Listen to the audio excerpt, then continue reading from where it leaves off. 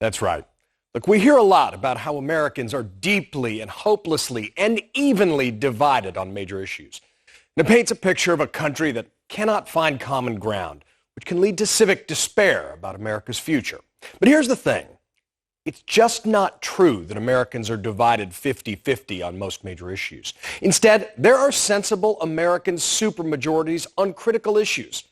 Take a look at vaccinations, for example. Currently, almost 74% of Americans over age 18 have received at least one shot, according to the CDC. On the flip side, just a fifth of Americans, 18%, can be described as vaccine resistant. Of course, the unvaccinated can cause real problems for the rest of us by prolonging the pandemic, but they are a decided minority. Let's take a look at mask mandates. Now, some Republican governors are banning them to play to the base, but it's not a popular position. Get this. A recent poll found that about 60% of adults feel that both students and teachers should be required to wear face masks while in school.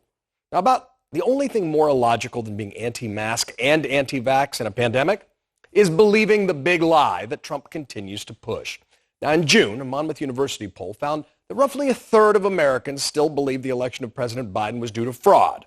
That's baseless nonsense. But it does show how disinformation can damage our democracy. Nonetheless, it is a decidedly minority position.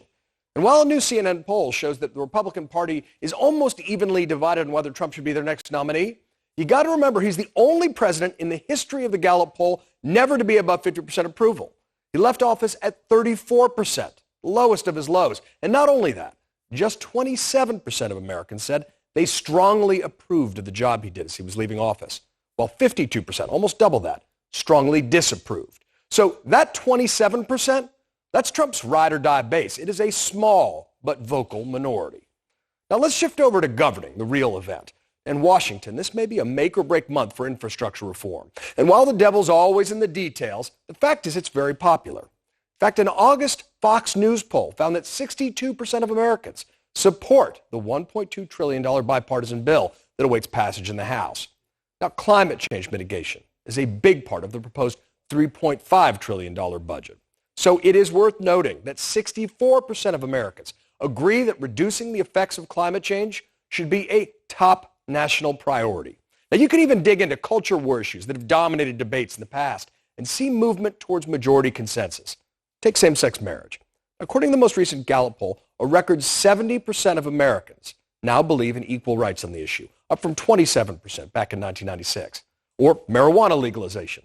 Gallup shows it's reached a new high, with 68% support last November.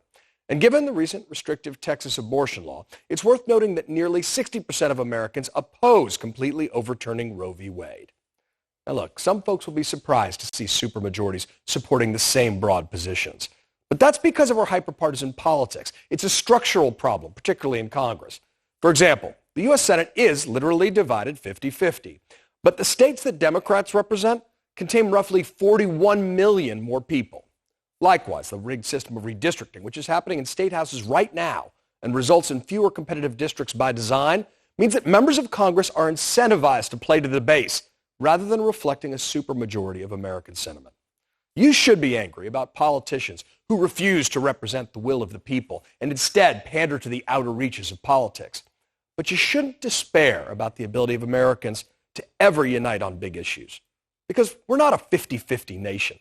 On many issues, more like 70-30. And that's reason for real hope. And that's your reality check.